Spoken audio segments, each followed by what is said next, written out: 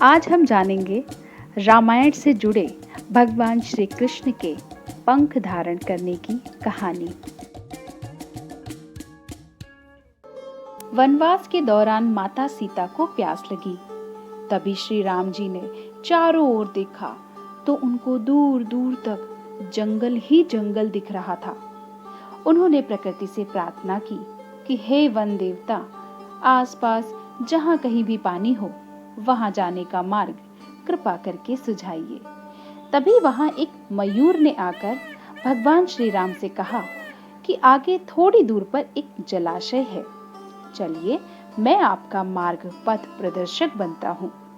किंतु मार्ग में हमारी भूल चूक होने की संभावना है। भगवान राम ने आश्चर्यचकित होकर पूछा, वह क्यों? तब मयूर ने उत्तर दिया कि मैं उड़ता हुआ जाऊंगा और आप चलते हुए आएंगे, इसलिए मार्ग में मैं अपना एक एक पंख बिखेरता हुआ जाऊंगा। उसके सहारे आप जलाशय तक पहुंच ही जाओगे।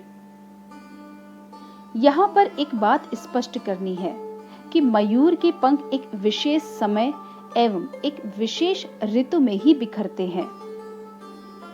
अगर वह अपनी इच्छा के विरुद्ध पंखों को बिखेरेगा तो उसकी मृत्यु हो जाती है, और वही हुआ। अंत में जब मयूर अपनी अंतिम सांस ले रहा होता है, तब उसने मन में ही कहा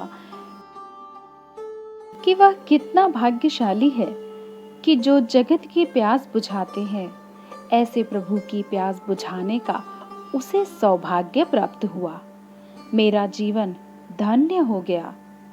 अब मेरी कोई भी इच्छा शेष नहीं रही। तभी भगवान श्री राम ने मयूर से कहा कि मेरे लिए तुमने जो मयूर पंख बिखेर कर अपने जीवन का त्याग कर मुझ पर जो ऋण चढ़ाया है, मैं उसे अगले जन्म में जरूर चुकाऊंगा, तुम्हारे पंख अपने सिर पर धारण करके। तत्पश्चात अगले जन्म में श्री कृष्ण अवतार में उन्होंने अपने मुकुट पर मयूर पंख को धारण कर वचन अनुसार उस मयूर का ऋण उतारा था। तात्पर्य यह है कि अगर भगवान को ऋण उतारने के लिए पुनः जन्म लेना पड़ता है तो हम तो मानव हैं, न जाने हम कितने ही ऋण में बंधे हैं, और उसे उतारने के लिए कई जन्म भी कम पड़ जाएंगे।